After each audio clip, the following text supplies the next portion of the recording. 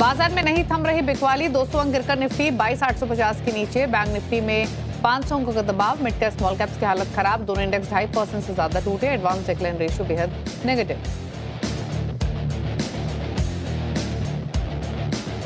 Q3 में बेहद कमजोर नतीजों के बाद दीपक नाइट्राइट 15% टूटकर बना एक्सीडेंट ऑफ द डे। तीसरी तिमाही में मुनाफा 51% घटा, आईबी 45% गिरी। नतीजों के बाद मनापुरम फाइनेंस भी 10% टूटा। आज सुबह बिग स्टॉक्स में दोनों स्टॉक्स को किया गया था सटीक एनालिसिस। श्रीलंका में विंड प्रोजेक्ट से हाथ खींचने के बाद अदानी ग्रुप में लगातार दूसरे दिन दबाव जारी। Adani enterprises, Adani port, Adani power 3% नीचे। अदानी एंटरप्राइजेज इस हफ्ते 7% टूटा।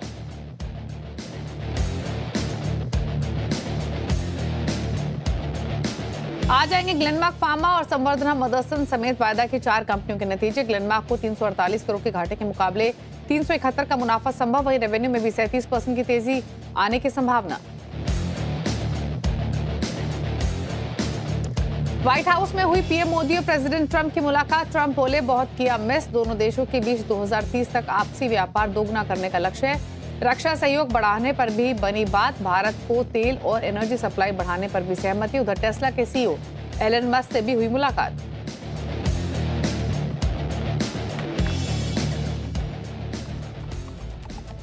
आप देख रहे हैं मिड कैप मंत्रा। हमारे साथ है मेरे एसेट शेयर खान के जतिन गेडिया। लेंगे स्ट्रैटेजीज। पहले मार्केट का पूरा एक्शन आपके सामने लेकर आते हैं। मार्केट में प्रेशर परसिस्ट करते हुए 220 पॉइंट नीचे निफ्टी ट्रेड कर रहा है।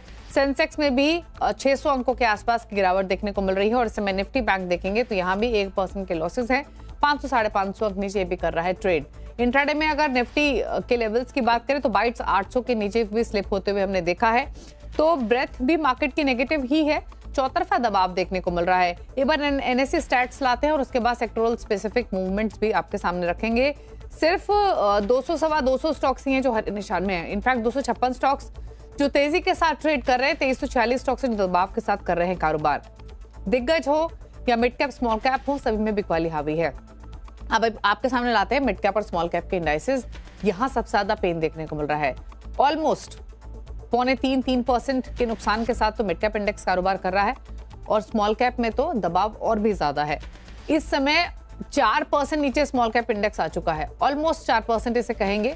617 कोई कमजोरी दिन के लोअर लेवल्स पर। तो पेन इंटेंसिफाई हो रहा है मिड कैप स्मॉल कैप में और भी ज्यादा। एक इंडेक्स 3, एक इंडेक्स 4% नीचे कर रहा है कारोबार। अगर सेक्टोरल मूवमेंट भी देखेंगे आज तो आज सभी माफी सेक्टर्स में लाल निशान में कारोबार होते हुए दिखाई दे रहा है। निफ्टी, फार्मा, एनर्जी, पीएसयूज में सबसे ज्यादा गिरावट है। इस मार्केट ट्रेंड के बीच में अपॉर्चुनिटी कहाँ है, इस पर करते हैं बातचीत। जतिन बताइए। देखिए ओवरऑल अगर जो मैं निफ्टी की बात करूं तो हमें लगता है कि निफ्टी लगातार 1 महीने के अंतराल के अंदर 22,800 का लेवल जो है वो थर्ड टाइम टेस्ट कर रहा है। कहीं ना कहीं हमें लगता है कि इस बार ये जो सपोर्ट लेवल है वो ब्रीच करके नीचे की तरफ 22,670 22,600 के जोन तक भी स्लिप हो सकता है। पिछले 1 या 2 ट्रेडिंग सेशन में हमने जो पुल बैक देखा था उसमें 23,200 का एक स्ट्रॉन्ग रेजिस्टेंस उभर के आया है, जो 20 डे एवरेज का रेजिस्टेंस था। तो कहीं ना कहीं हमें लगता है कि जो अपसाइड है वो कैप्ड है और जो सपोर्ट था 22,800 के आसपास वो ब्रीच होते हुए नजर आ रहा है और नीचे की तरफ 22,670 तक स्लिप हो सकता है in the case of Nifty. Bank Nifty की बात करूं तो हमें लगता है कि जो एक फ्रेश ब्रेकडाउन आया है और उसमें भी 48,000 तक की एक फॉल हमें देखने मिल सकती है। तो दोनों ही निफ्टी और बैंक निफ्टी में व्यू हमारा नेगेटिव है। कोई भी इंट्राडे पुल बैक आता है तो सेल करके चलिए और अगर जो एग्जिस्टिंग लॉन्ग्स है तो उसको डेफिनेटली कट करके शॉर्ट साइड की तरफ रुख बनाना चाहिए। तो ट्रेड बिकवाली की साइड ही सजेस्ट किया गया है क्योंकि ब्रेथ मार्केट के नेगेटिव है, सेंटीमेंट नेगेटिव है और चार्ट्स भी नेगेटिव ही हैं। तो यहाँ पर बेच कर ही आपको चलना है। अच्छा, स्टॉक स्पेसिफिक जतिन क्या स्ट्रैटेजी रहेगी? देखिए हम ऐसे स्टॉक्स चुन के आए हैं जिन्होंने लास्ट 1-2 दिनों में एक पुल बैक दिया है लेकिन वो पुल बैक फिजल आउट हो गया है। तो पहला जो रिकमेंडेशन सेल साइड की तरफ होगा वो कंटेनर कॉर्पोरेशन में होगा। पुल बैक आया था 20 डे एवरेज पे फिजल आउट हो गया और next leg of the downside शुरू हो गया है। तो कंटेनर कॉर्पोरेशन सेल करने की सलाह रहेगी। स्टॉप लॉस रखना होगा 690 का और नीचे में टारगेट हम एक्सपेक्ट कर रहे हैं वो 640 के है। जो दूसरा रिकमेंडेशन होगा वो एलआईसी हाउसिंग फाइनेंस में सेल साइड की तरफ का रिकमेंडेशन होगा। एलआईसी हाउसिंग फाइनेंस में भी एक पुल बैक आया था, वो again pull back fizzle out हो गया है और next leg of the fall start हो गया है। तो एलआईसी हाउसिंग फाइनेंस को 545 के स्टॉप लॉस से सेल करना होगा और नीचे में टारगेट रहेंगे 515 के। ट्रेड्स आपको रेकमेंड किए गए हैं कंटेनर कॉर्प और एलआईसी हाउसिंग, जहां पर बिकवाली की पोजीशंस आप इनिशिएट कर सकते हैं। अब लेकर आते हैं सेलेक्ट पॉकेट्स मिड कैप की, जहां पर सबसे ज्यादा पेन है आज के कारोबार में। इंडेक्स आपने देखा 3% नीचे है। कोई भी ऐसे मिड कैप सेगमेंट नहीं है जहां पर बाइंग देखने को मिल रही हो। 1500 पॉइंट नीचे अब आ चुका है इंडेक्स। अब दिखाते हैं पॉकेट्स। तो केमिकल्स के साथ शुरुआत करते हैं। दीपक नाइट्राइट रिजल्ट्स के बाद धुलाई हुई स्टॉक की 15% नीचे है। 7% नीचे Thirumalai chemical, Himadri speciality chemical 6% नीचे, हिरनबाई इंडस्ट्रीज 12.5% नीचे है। ऑयल एंड गैस भी प्रेशर में है। यहाँ पर कैस्ट्रॉल 5% नीचे, 5% के लॉसेज ऑलमोस्ट महानगर गैस और एमआरपीएल में देखने को मिल रहे हैं। चेन्नई पेट्रोल 4% नीचे है। अब दिखाते हैं आपको एनबीएफसीज। मनापुरम फाइनेंस अर्निंग्स के बाद पिटाई स्टॉक की 11% नीचे, 7.5% नीचे आईएफसीआई, रेपकोम फाइनेंस 6.5% नीचे, 5% नीचे है पेटीएम। फार्मा में बिकवाली काफी हावी है। इनफैक्ट फार्मा इंडेक्स सबसे ज्यादा गिरने वाला इंडेक्स है आज के सेशन में, 3.5% टूटा हुआ है। आप स्टॉक्स देखेंगे तो 12.25% नीचे लिंकन फार्मा, नेटको फार्मा 9.5% नीचे, 9.5% नीचे लॉरस लैब और मार्क्संस फार्मा भी 7.5% नीचे है। आईटी में भी वीकनेस ही है। इंडेक्स हालांकि 0.5-1% नीचे है, लेकिन मिड कैप्स में सेंटीमेंट ज्यादा बिगड़े हुए हैं। मास्टेक 7% नीचे, 6% नीचे डेटामेटिक्स, रामको सिस्टम्स 9% नीचे, 4% नीचे है जेंसर। और क्विकली एक बार दिखाते हैं आपको realty pocket. Nifty realty index 2.5% नीचे है। ऑल्दो स्टॉक्स देखेंगे तो सिग्नेचर ग्लोबल 4% नीचे, 3.5% नीचे गोदरेज प्रॉपर्टीज, फिनिक्स मिल 3.25% नीचे और 3.25% नीचे ही ओबरा रियल्टी कर रहा है कारोबार आज के सेशन में। लेकिन एक स्टॉक जो हमने सबसे पहले देखा इस लिस्ट में केमिकल स्पेस से, वो था दीपक नाइट्राइट। और नतीजों के बाद दीपक नाइट्राइट में भारी गिरावट देखने को मिल रही है। क्यों दीपक नाइट्राइट बना है आज का एक्सीडेंट ऑफ द डे, ये समझते हैं। यतिन मुता से हमारे साथ मौजूद हैं। बताइए यतिन। देखिए, अगर हम दीपक नाइट्राइट की बात करें तो अनुमान से कई खराब नतीजे आते हुए नजर पड़े। इनफैक्ट जो इनका केमिकल इंटरमीडिएट्स का बिजनेस है या फिनोलिक्स का बिजनेस हो, दोनों ही बिजनेसेस में आपने एक बड़ा इंपैक्ट आता हुआ देखा है। इनफैक्ट अगर हम बात करें Q3 के नतीजों की तो मुनाफा 51% घट के 98 करोड़ पे आया है। अनुमान था लगभग 182 करोड़ का। रेवेन्यू भी 45% गिरे हैं और मार्जिन्स देखिए किस तरीके से गिरे हैं, 9% के नीचे हो गए हैं, जबकि पिछले साल जो है 15% के पार का आंकड़ा था। तो कहीं ना कहीं मार्जिन्स में बड़ी गिरावट आपको क्लियरली देखने को मिली है, जो प्रॉफिट्स को इंपैक्ट कर रहा है। एडवांस इंटरमीडिएट्स का जो पीबीआईटी मार्जिन है वो लगभग 3% आया है, जो पिछले साल 14% के आसपास था। और फिनोलिक्स का पीबीटी मार्जिन जो है वो लगभग 13.3% से घट के 8.9% हो गया। और कंपनी ने कहा है कि शॉर्ट टर्म में दोनों ही सेगमेंट्स में चुनौतियां रहेंगी। पोस्ट मार्केट आज कंपनी का कॉन्फ्रेंस कॉल है, जहां ग्रोथ पे और कंपनी की स्ट्रैटेजी पे आगे जाके चर्चा होगी। लेकिन क्लियरली बाजार को नतीजे पसंद नहीं आए, जिसके बाद स्टॉक में 13 से 14% का प्रेशर बना हुआ है।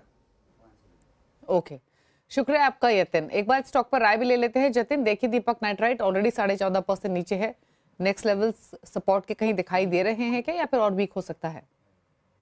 हमें लगता है कि ये 1740 तक एक फॉल और भी कंटिन्यू रह सकता है। जो प्राइस एक्शन है वो तो डेफिनेटली नेगेटिव है, तो कोई भी पुल बैक आएगा तो वो सेल ऑफ हो जाएगा।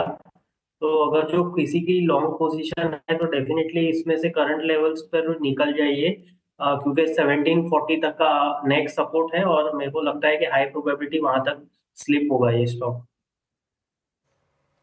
ओके, तो ये बात हुई दीपक नाइट्राइट की। 335 रुपए नीचे भी कर रहा है कारोबार। चलिए रुक रहे इसी के साथ एक ब्रेक के लिए, जल्द वापस आते हैं।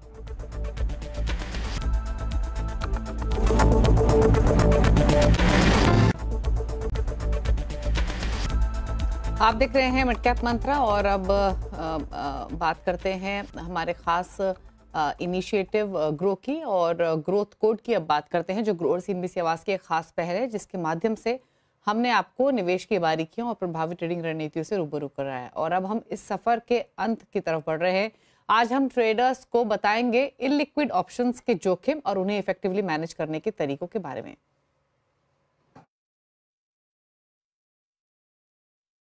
FNO ट्रेडिंग में जबरदस्त उछाल। 2018 से अब तक मार्केट वॉल्यूम्स में 30 गुना की बढ़ोतरी। फिर भी कई ट्रेडर्स लिक्विड ऑप्शंस के खतरे से है अनजान।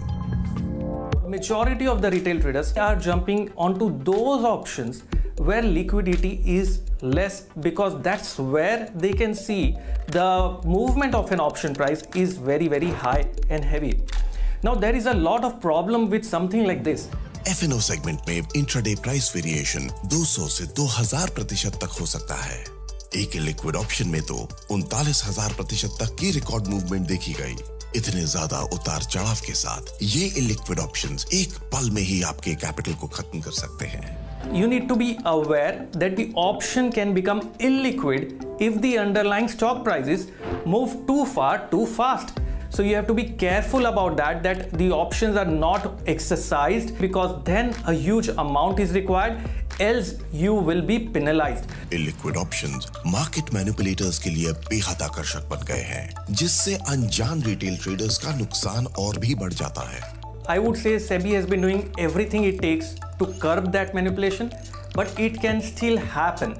And it's very important that retail traders should understand these kind of manipulations happen. Volatility को कम करने के लिए पीरियोडिक कॉल ऑप्शंस लगाए गए हैं और एक दिन में 3 ऑर्डर्स तक पास कर सेबी इलिक्विड ऑप्शंस के मैनिपुलेशन को पेनलाइज करने में बेहद एक्टिव है। Firstly, what you have to do is check the open interest of that specific strike. Does it have enough open interest buildup? Secondly, before the event, like a result announcement, if you want to buy an option, ensure you are able to hedge the option in case of an adverse movement to the extent of 5, 10, 15% if the underlying moves. Options में निवेश करते समय सावधानी बरते, हमेशा liquidity को अहमियत दे और अपने निवेश को सुरक्षित रखने के लिए अच्छे से पूरी जांच पड़ताल करें।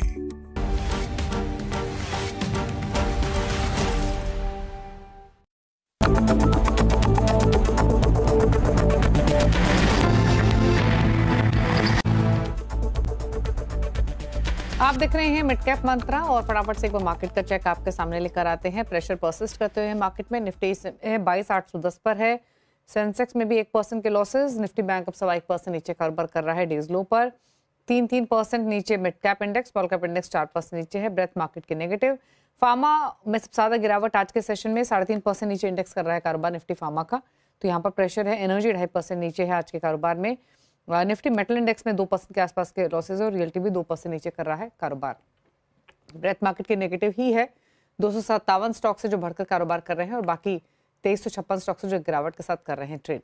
लेकिन खिलाड़ी नंबर 1 का अपडेट लेकर आते हैं और दिखाते हैं कि मुकाबला किस किस के बीच में चल रहा है। आशीष